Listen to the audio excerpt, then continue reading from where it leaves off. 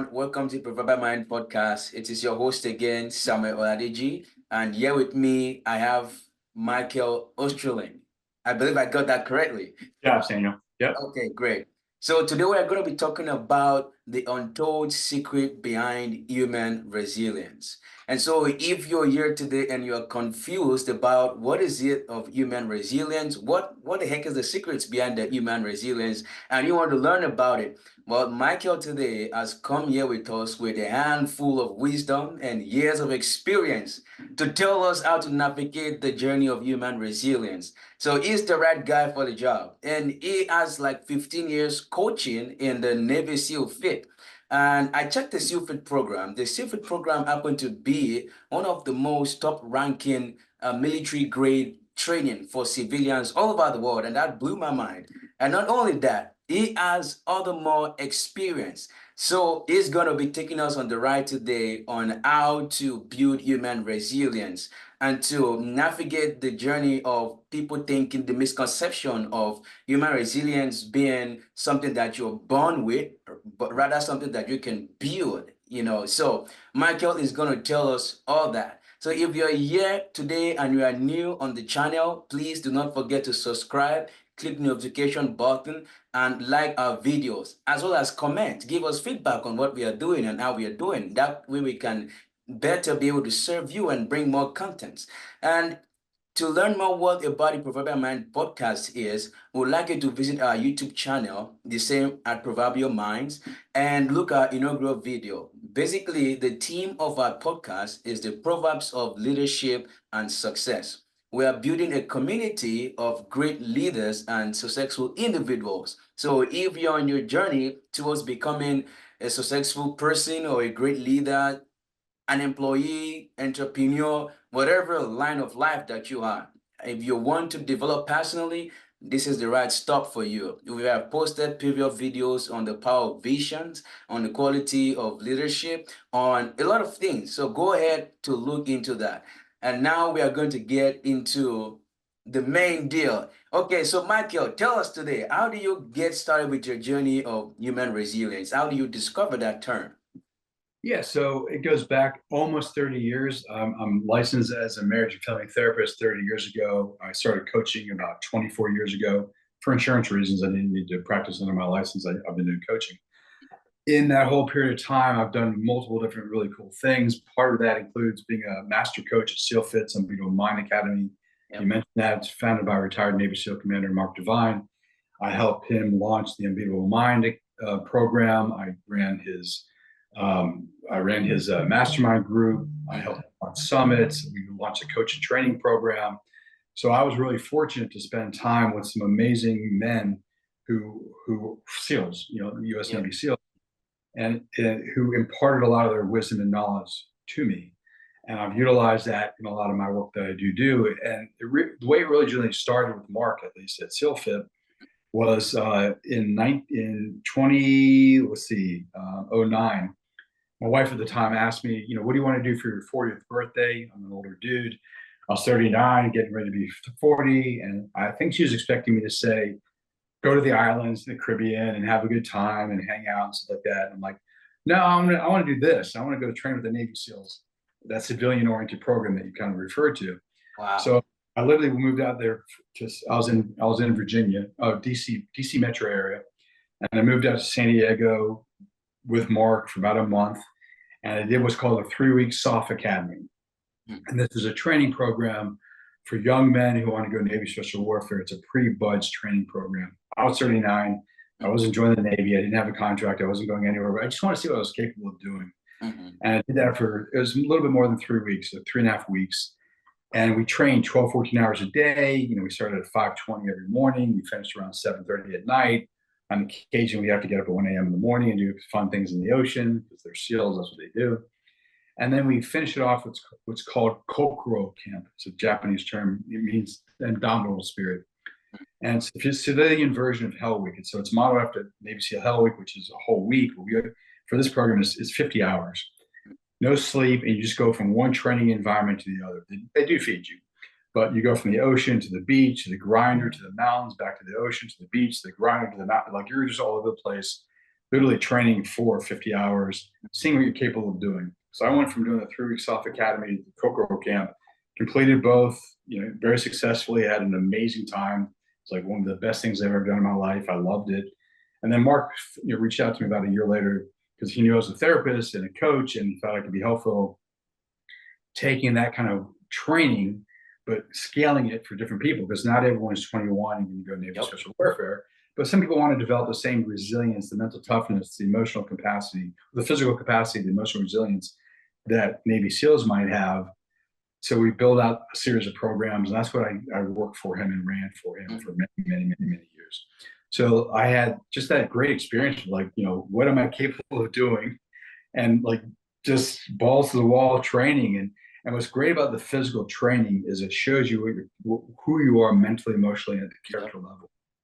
Because your body can only take so much stuff. So you start having these thoughts, and you have to learn how to control your mind.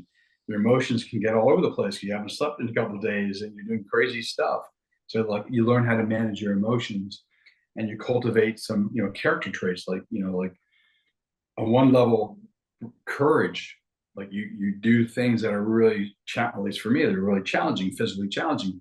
You're courageous and you're like, I'm going to push through this and do this and show that I have an indomitable spirit. And then also compassion or care, because you're part of a team and you got to help your fellow teammates out. Yep. But it's just a great opportunity to cultivate multiple different both capacities and skills as well as character traits. And I just took all that into my work as a therapist and as a coach. And presently, I work with individuals. I have a very particular human development program I can tell you about. I just still work with couples. That's my original training. Yep. And then I co-lead a men's group with JC Kulik, a former Army Ranger. And I'm launching a men's group in the new year, a tactical fitness one with Will Ravello, who's a former Army Special Forces guy, in the new year, 2025. So, I've just taken all that stuff and I've then applied it to my work with individuals, couples, less with couples. Resilience is less with couples, but still a little bit there. Yep. And with the men in these men's groups. And I can walk you through how we define resilience if you'd like. That's awesome. The idea that you choose going to punish yourself for like 3 weeks as a birthday package, that's crazy.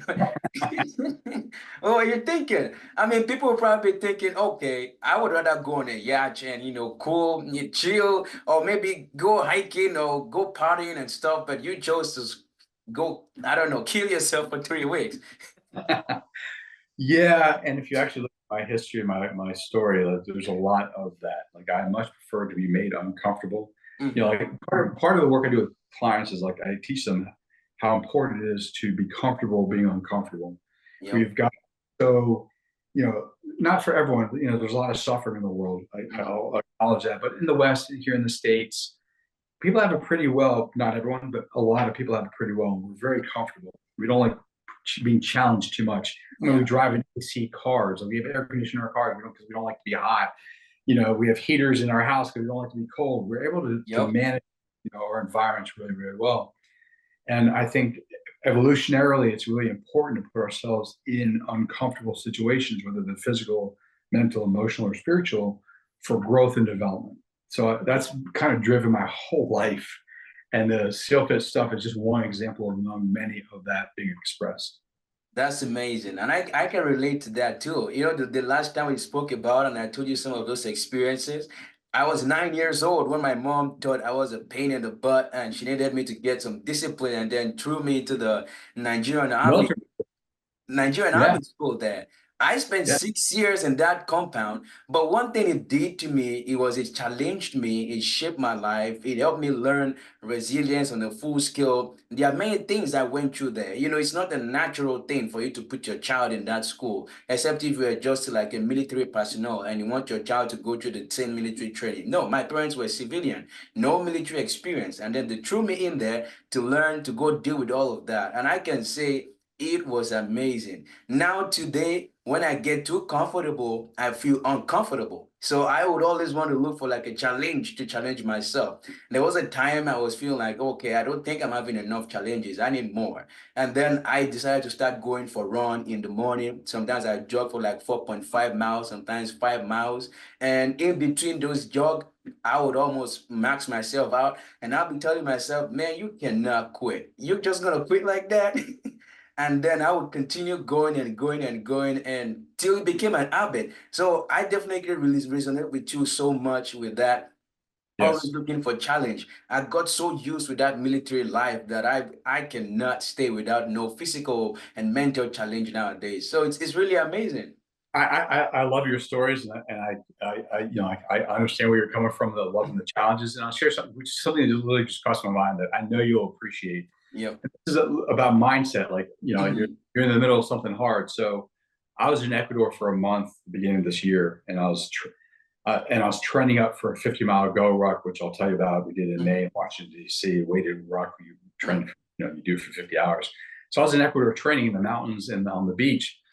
And I remember it's like 98 degrees. It's really hot. It's Oh boy. humid, and I remember I was rucking on this flat path, and this you'll love this. And I was complaining, I'm bitching in my own head, like, this is so hot, I'm tired. And when I said to myself, wait, no. And I started running hills, which is even worse. Yep. But I'm like, I'm going to give myself something really to complain about. So I started running hills. And then when I finished running hills, the regular ruck was easy. So like, Yeah.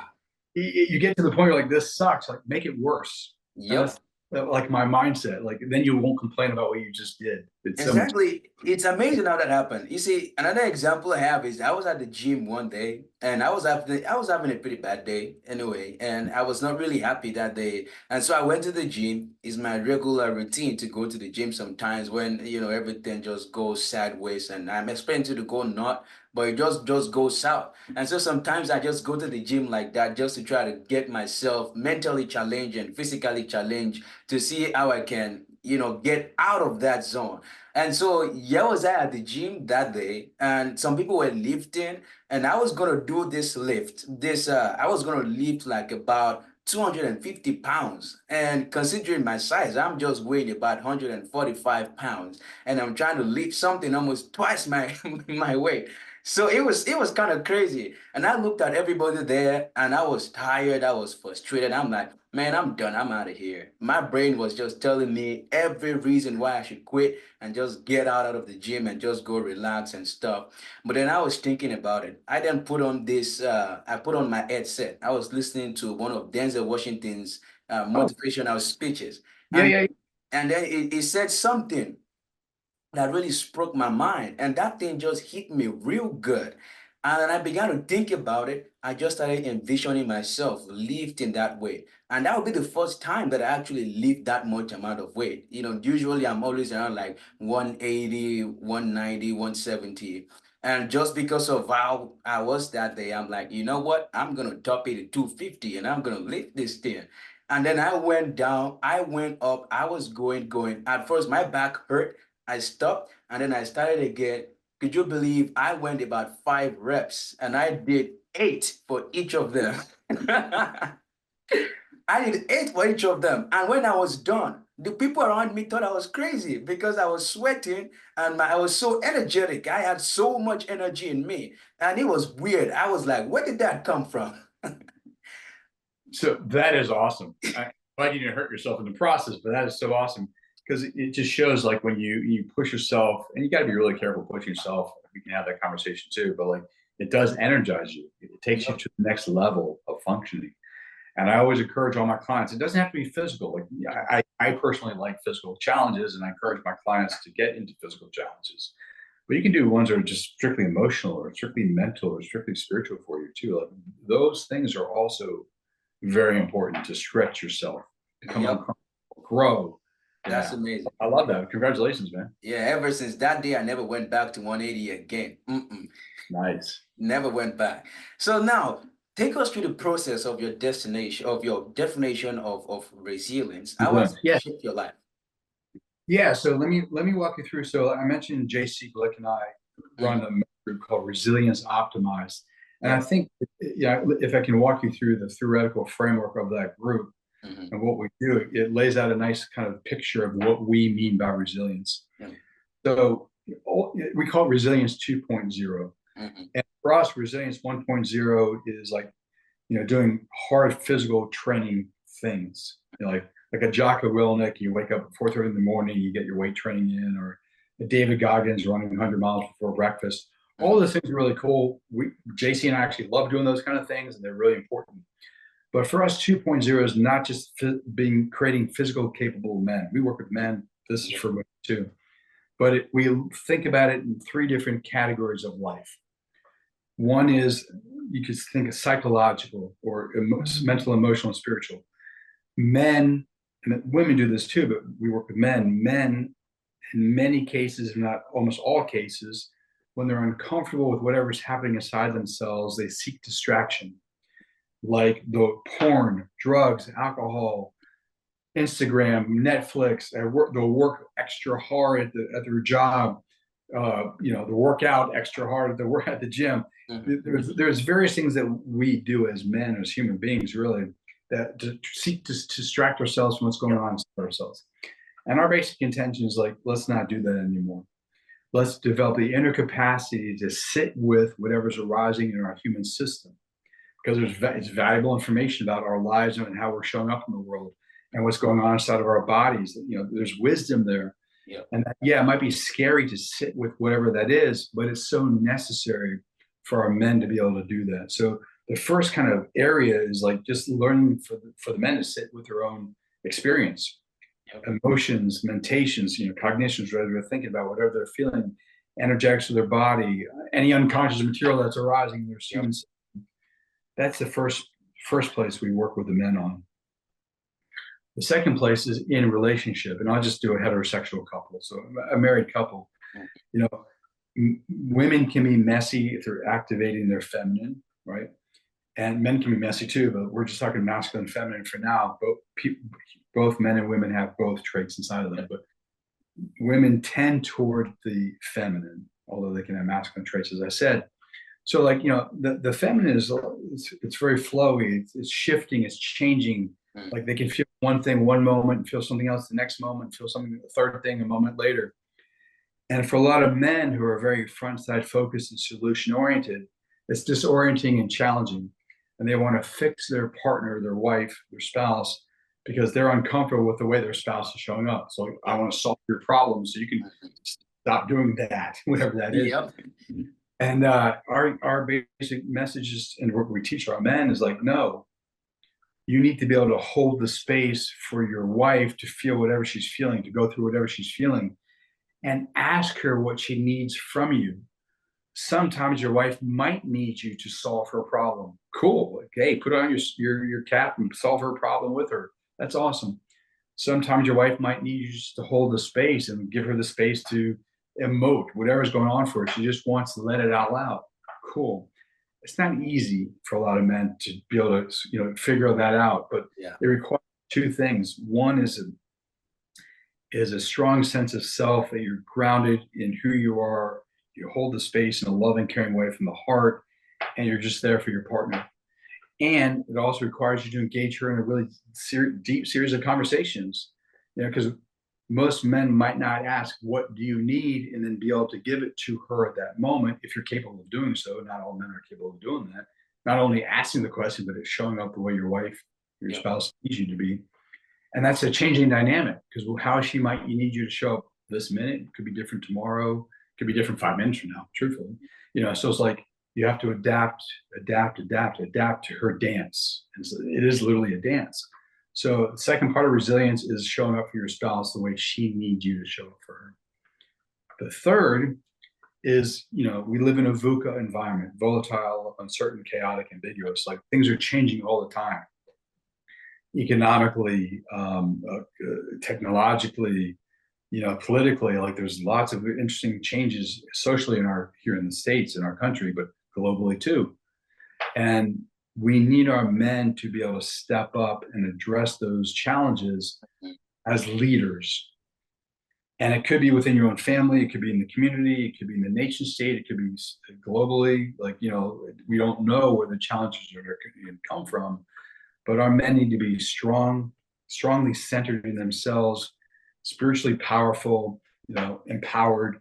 They need to be heart-driven, like light warriors, fighting for what is right for themselves, communities, and our species at large, depending where the scale of the problem is. But we need our men to be able to do that and not cower out of fear, not collapse out of concern, not contract because they don't know what to do. Mm-hmm. So we are working with our men to like, oh, let's teach you how to show up in a very resilient way. So when life comes at you with these challenges for yourself, your family, your community, your nation state, whatever, you can step up and take a leadership role as needed. So it's like, be strong for yourself and sit in your own experience, be strong for your partner, be able to hold the space for her experience, and be strong for your community and show up as a leader. That's what we think about in terms of resilience 2.0. That is amazing.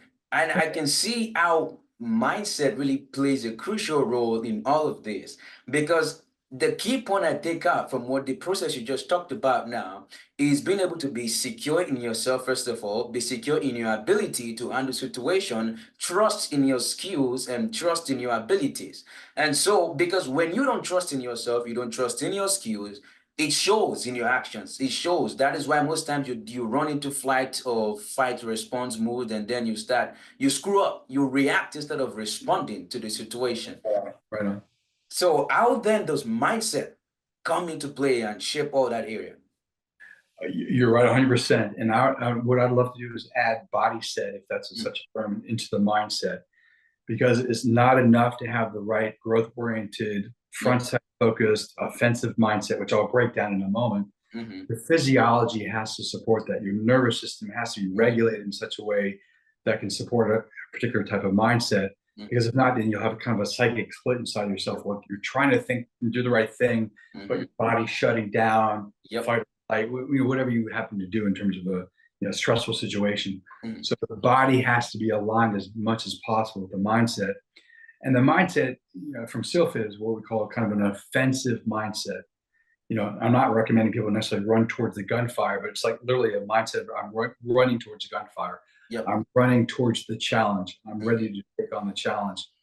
And that requires a wide variety of different things. Obviously the physiology of the body needs to follow the mind moving in that direction. And, there's some skills that need to be developed. If you run across an accident, like like a car accident or something like that, and you have an offensive mindset, I'm going to go help them as much as possible. That's beautiful. Like you're operating from the heart, you're front side focus, you're going to help whoever needs help. You also need medical training. Like you don't want to be messing with people. Of course. You have a rope you're making it worse, or you don't know how to do a bandage, you don't know how to do a splint. So there are practical skills for some people sometimes they might need. So I want to acknowledge that just because you have the right mindset and your physiology is lined up doesn't necessarily mean you're literally capable of doing what you want to do. So maybe you need some medical training or you need some martial art training if it's engaging with a predator, not on the battlefield, but battlefield of life, So the mindset's an offensive mindset. Like you literally are charging towards the challenge. And that takes practice, Yes. And what I'll work with clients, and I'm imperfect at this as well. It's like I'll notice, when does fear arise? Like, I don't want to do that. Okay, cool. And that requires work in the body, like because fear shows up in the physical body too. Like, how do I deconstruct the fear inside the body? I'm holding my breath. My shoulders are collapsing. Again, I'm getting fearful. I want to run away. It's also my mindset starts shifting. Like, I'm not front side focused. I'm not charging the battle. Like, I want to run away.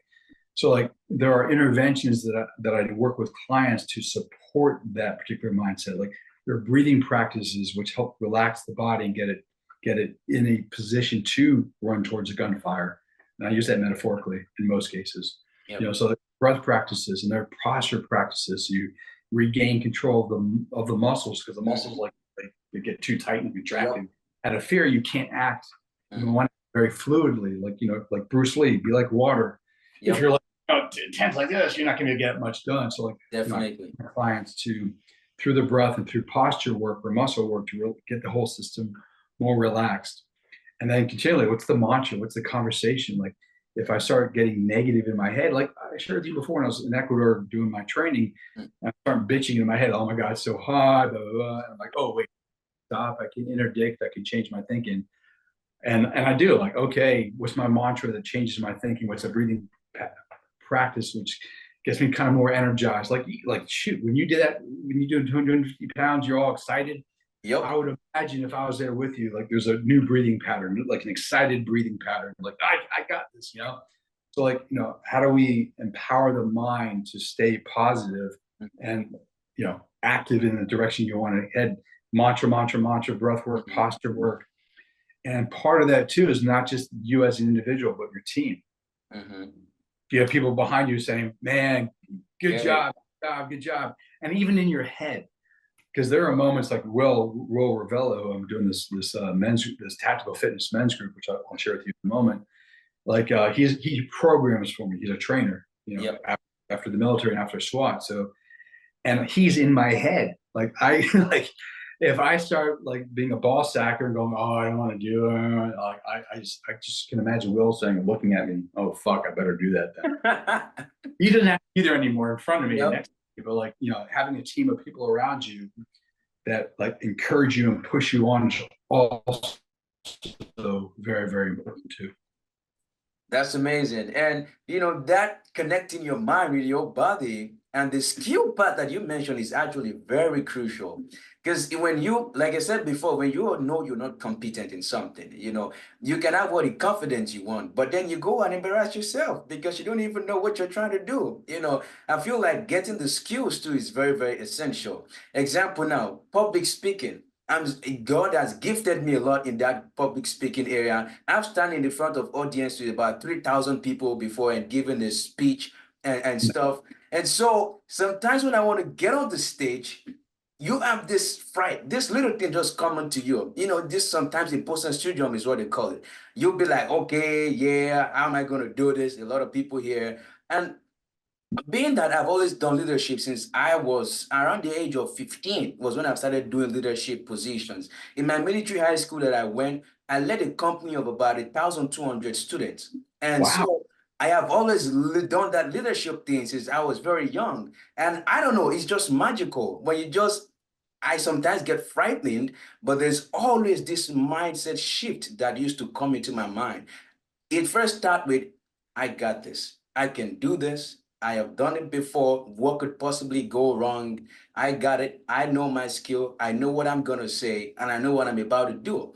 And so once I just go through that loop in my head, knowing that I know what I'm gonna say. Yes, I might not prep that much, but I'm always like, I speak from the heart, I speak from the mind and everything. So it's not like I'm trying to rehearse on something or try to fake something. What I'm saying is 100% natural based on the content I've learned over the past. So why should I be scared? All of those process of reaffirming myself that I'm prepared enough, I got this, and I can do it. All of a sudden, it just kicks in, and it feels like, oh, my whole body is always energetic. If you've seen one of my videos, there was a speech I gave one time during the school. I was a keynote speaker for my school one time for the welcoming of new students into the school. So I gave a keynote speech that time. There's always this drive that I just walk into the podium with some kind of level of confidence. It always shows in my walking step when I walk into the podium, but it always starts with that dialogue of that goes on in my brain. Because no matter what, every time I would lie if I say I don't get frightened at times, you know, when I want to go on the stage. But once I just have that dialogue, reminding myself that first of all, I got the skills. I've prepared myself for it, number one. And number two, I have the skills. I've done it before. Number three, I know what I'm gonna say. And so all of that just sinks in and connect my whole, you know, peripheral nervous system all together and then my brain and everything, and it's a deal breaker. It changes everything. And even when you're on the stage, you see these old people. Sometimes you almost have it's like something what you're gonna say runs out of your head. You just keep talking, and then you know you find yourself at the end. So I can relate with that. It's very amazing. Yeah, you know, and I love that. And like if you don't need me as a coach because you already nailed this. But if I was working with someone who said, "Man, I really want to become a better public speaker," you like just walk through the perfect process. Because what I would work with them on is like there's something called the mind gym. Mhm. You can go inside your own mind. And you can practice things, Yep. and that's so important. There's actually a lot of good research. There's basketball players who practice Yep. their mind shooting three point shots, and their capacity to nail them increases over time. So like you can actually close your eyes and do these kind of practices where you see yourself doing what you want to be doing Yep. very successfully. And the way I do with clients is like you see yourself doing it, you're breathing fully, you're relaxing the body, you're Hmm. smiling because you're having a good time. So you're anchoring it in different senses. But you made an excellent point. Like you can't just do it in your mind's eye. You actually have to have the skill. Hmm. You actually have to go Yep. practice physically the 3-point shot, or taking the shot, the handgun or the rifle, or getting on stage and giving public talks. Like you can't just do it all in your mind's eye, but you can work in your mind's eye in conjunction to complement the Hmm. actual physical practice in the real world. Those two things go together and amplify your capability of successfully completing the task, which is Yep. really cool. It, Yeah. it, it does works a lot well. There's a saying I heard one time by, I think it was Albert Einstein, that said, imagination is everything. And somebody say, you can't eat a target you can't see. You first have to create that mental image in your mind. And once that mental image is in your mind, that will be what will guide your journey towards even learning the skills and being able to deliver that speech. But first of all, it has to happen here. When you can process everything, then you can have a picture of it. Most of the goals, if not all of the goals I've achieved in the past, it always happened here first. The moment I can see it, I can walk my way on it. There was a time I bought my first car back then, and I studied automotive engineering in school. And then so that car, when I bought it at the time, it had a problem with the engine. And I never knew that before. It was a very clean, decent car when I got it. And I'm like, okay, what am I gonna do? If I take it to the shop, it's about $1,500. I don't got no $1,500 to pay no shop person. I study automotive engineering in the school, and I have access to the school lab, And so I went to watch a lot of videos online on how to, fix the car and stuff. I went through the manual, and I saw it was an overwhelming process. And then I created a mental image of myself. I had a picture on my head of how I started fixing the car and how I was done fixing the car and how the car was completely transformed when I'm done and how I drove the car out of that place. Could you believe I spent 26 hours working on that car?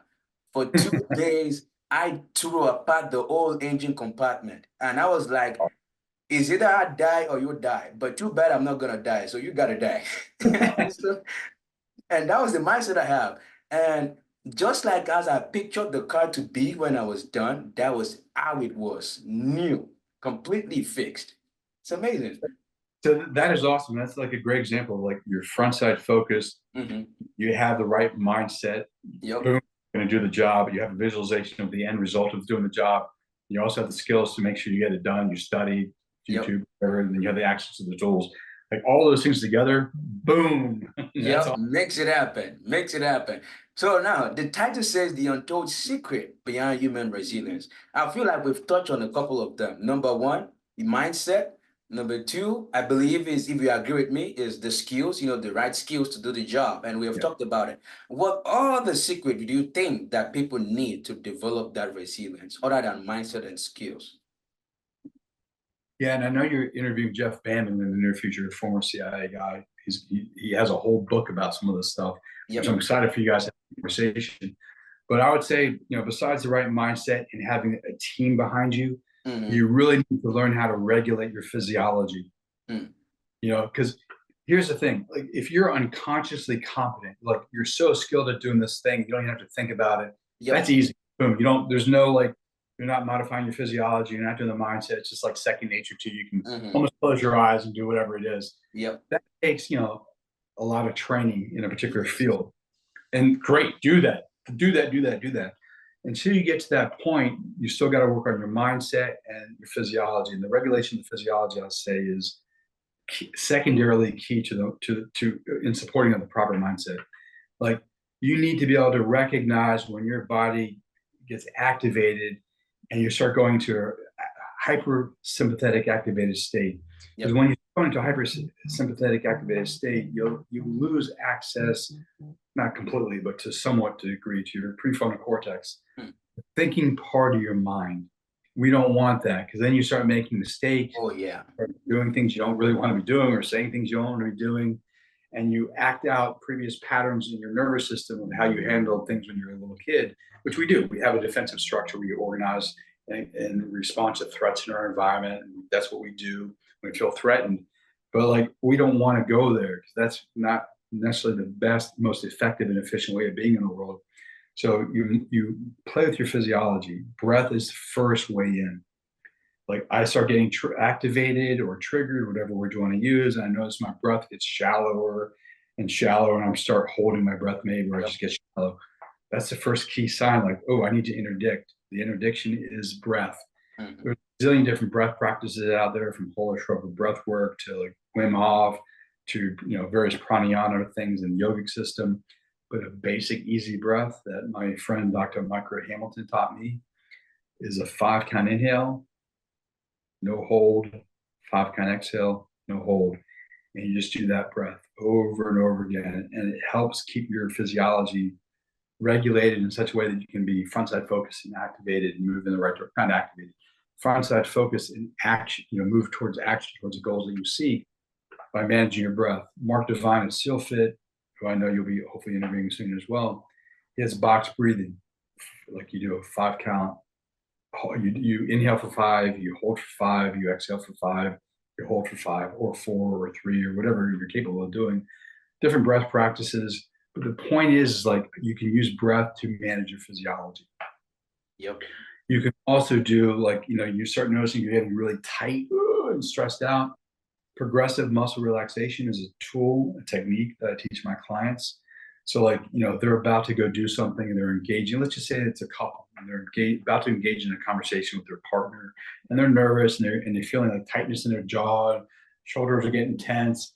When you start feeling that kind of tension in your body, it's a signal that your body is sharing with you that you're getting sympathetically activated, probably overly sympathetically activated, which makes the conversation with your spouse a little bit more challenging. Yep. But what you can actually do is you become the muscle tension maker. So it's not happening to you, but you're actually doing it. Controlling So it. you walk through the different muscles and you tense them yourself. You hold strongly, and then you let go. And that actually releases the tension in the muscle, relaxes the system. So you can do the muscle tension relaxation, you can do the breath practice, you can do a mantra in your head. All those things change your physiology. That's really important. Your stance changes your physiology.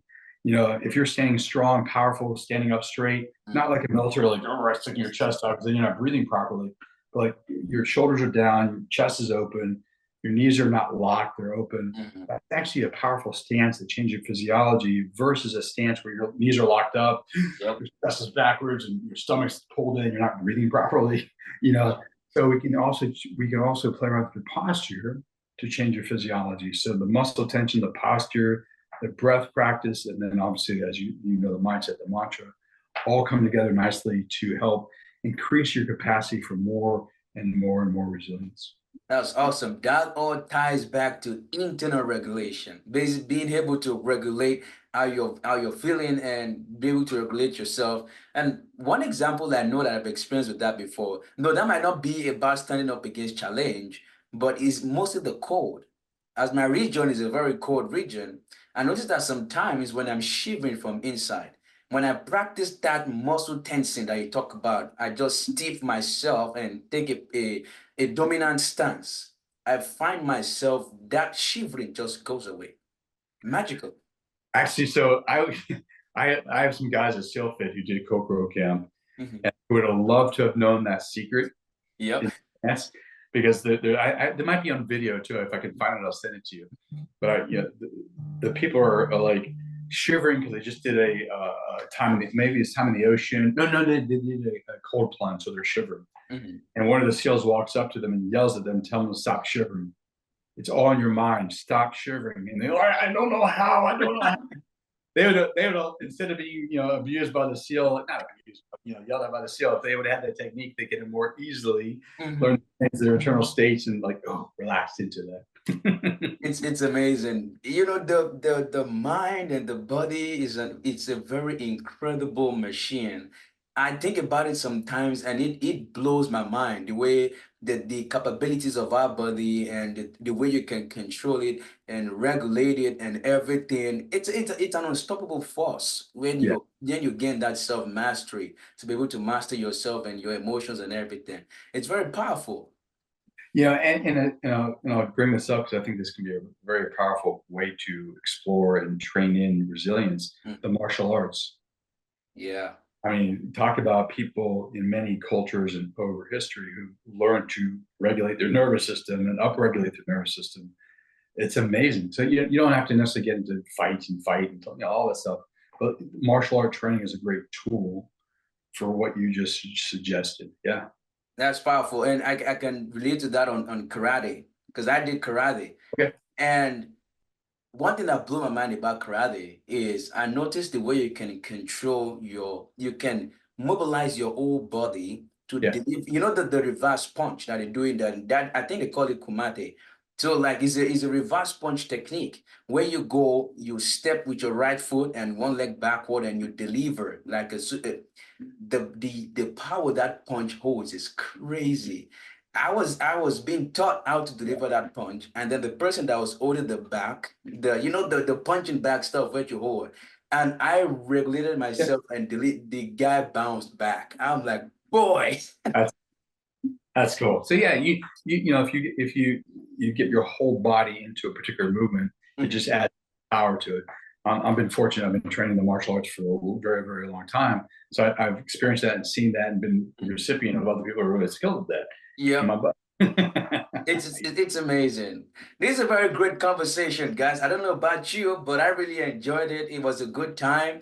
Thank you so much, Michael, for bringing this brilliant insight and sharing your wisdom with us on how we can grow and build our human resilience. Knowing that it's not something you're born with, you can actually develop it. It's all in your mind, and then your ability to develop the right skills and your ability to control yourself and mobilize your body and everything. It all lies within this being, this system that God created so beautifully. And so, again, guys, if you're here for the first time, do not forget to subscribe and hit notification button so that you can know when we post new things. Make sure you like and share our videos. Follow us on Instagram at Proverbial Minds, and also find us on Apple Podcasts and Spotify, Proverbial Minds too. Share and comment. And if you have any inquiry, maybe recommendation, or maybe question anything about, just email us at proverbialminds@gmail.com. And thank you so much for staying to the end. For those of you who are returning, we appreciate your consistency and your commitment to us. Our goal is to transform the life of millions of people, and we can't do that unless you help us. Because the YouTube algorithm and Instagram, any social media today, the more people like and for YouTube subscribe, the more people comment and share the content, it tells the algorithm that this particular content is being valued and is needed. So we need your help to subscribe and to like this video. We have just brought to you a very powerful content today, and from Michael, somebody who is very experienced, and you probably will pay maybe $2,000, $3,000 in a coaching to get that kind of lesson you just got today, but you got it for free. So value it, learn it, and thank you so much, Michael. We really, really appreciate your time. And it is your host again, Samuel Oladeji. See you in the next one. In the next episode, we're going to be talking about emotional intelligence. So come there to watch that one. And the host for that one, the guest for that one is going to be Ron Rich. Ron has a lot of experience too on emotional intelligence. So he has a lot to share with you guys on that. So make sure you stay tuned for the next episode, and I'll see you on that one. Peace out.